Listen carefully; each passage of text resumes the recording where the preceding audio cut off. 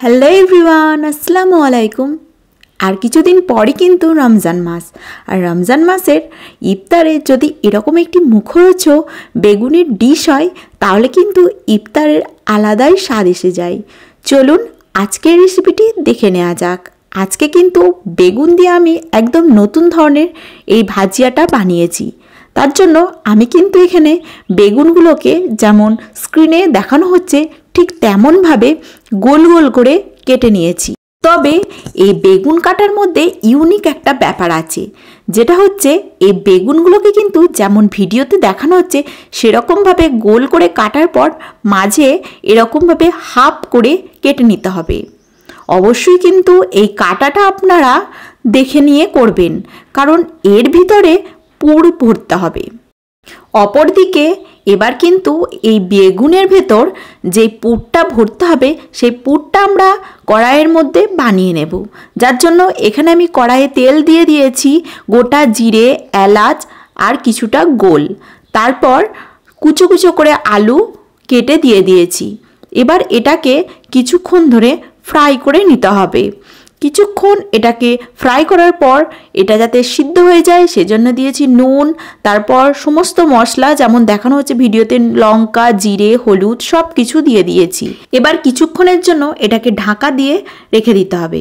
10 থেকে 15 মিনিট পর এটাকে ঢাকনাটা খুলে যখন দেখতে হবে এরকম আলুগুলো অল্প সিদ্ধ হয়ে গেছে, তারপর এর মধ্যে দিয়ে দিতে হবে মটরশুঁটি।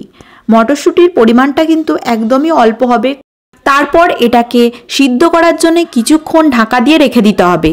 10 মিনিট পর ঢাকনা খুলে এটার মধ্যে দিয়েছি অর্ধেকটা পরিমাণ টমেটো কুচি। তারপর এটাকে কিছুক্ষণ নাড়াচাড়া করার পর এর মধ্যে সামান্য একটু জল দিয়ে এটাকে আরেকটু 10 মিনিটের জন্য ঢাকা দিয়ে রেখে দিতে হবে। ঢাকনা খুলে এর মধ্যে দিয়েছি একটা কাঁচা লঙ্কা আর দিয়েছি সামান্য কিছুটা চিনি। চিনিটা কিন্তু অবশ্যই দেবেন যাতে খাবারের একটি অন্য লেভেলের টেস্ট হয়। এবার পুরটাকে পুরো একদম মিশিয়ে নেওয়ার জন্য ভালোভাবে এটাকে ম্যাশ আপ করে নিয়েছি। তারপর বেগুনটাকে যে কাটা হয়েছিল মাঝখান থেকে সেটার ভিতরে পুরটাকে ভালোভাবে ভরে দিতে হবে। দেখুন যেমনভাবে আমি স্ক্রিনে দেখাচ্ছি ঠিক তেমনভাবে ভালো করে ভরে নিতে হবে। আমার কিন্তু এখানে সমস্ত বেগুনের মধ্যে পুরটা ভরা হয়ে গেছে। এবার অন্যদিকে কিন্তু এই ব্যাটারটাকে তৈরি করে ফেলতে হবে, যার জন্য এখানে আমি বেসন ব্যবহার করেছি 3 থেকে 4 চামচ। তারপর দিয়েছি 2 চামচ মতো চালের গুঁড়ো, যাতে জিনিসটা বেগুন যেহেতু একটু নরম টাইপের সেটা যাতে একটু মচমচে হয় সেই জন্য।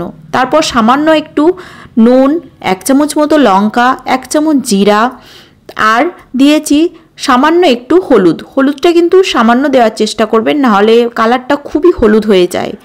এবার এটাকে অল্প অল্প জল ব্যবহার করে ভালো করে মিক্স করে নিতে হবে। মিক্স করার পর এটার মধ্যে দিয়েছি অল্প একটু খাবার সোডা। খাবার সোডাটা কিন্তু দেবেন, নাহলে শক্ত হয়ে যাওয়ার ব্যাপার থাকে। দেখুন যেমন ভিডিওতে দেখানো হচ্ছে ঠিক এরকমভাবে ব্যাটারটা হয়ে যাবে। তখনই এই ব্যাটারটাকে ভালোভাবে বেগুনের মধ্যে এপিট ওপিট ভালো করে লাগিয়ে নিতে হবে।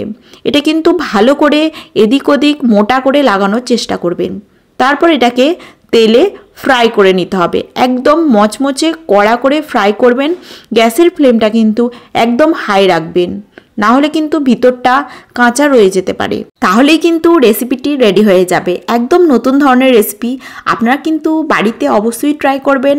আর রমজান মাসে ট্রাই করে আমাকে বলতে ভুলবেন না, কমেন্টে অবশ্যই জানাবেন আপনাদের কেমন লেগেছে। ফিরে আসছি নতুন কোনো ভিডিও নিয়ে, ততক্ষণের জন্য ভালো থাকবেন, সুস্থ থাকবেন। আল্লাহ হাফেজ।